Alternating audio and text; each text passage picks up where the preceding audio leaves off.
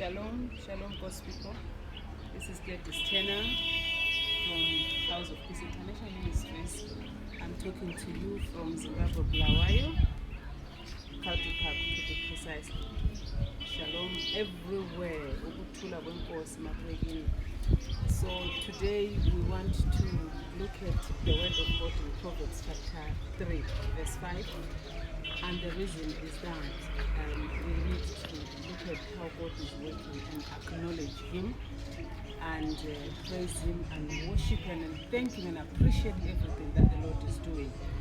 So you know how far we've come from, we know where we are now, so we have to acknowledge God. So I'll read quickly the scriptures. Proverbs chapter 3 verse 5.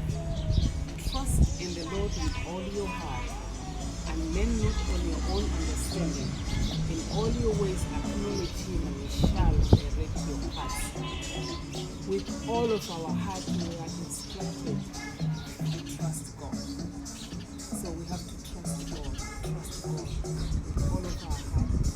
I know that God is able to make the way He seems to be. And with this, I want us to praise God. I want us to acknowledge Him in everything that He's doing, so that He will do more and more and more. In Jesus' name, Shalom.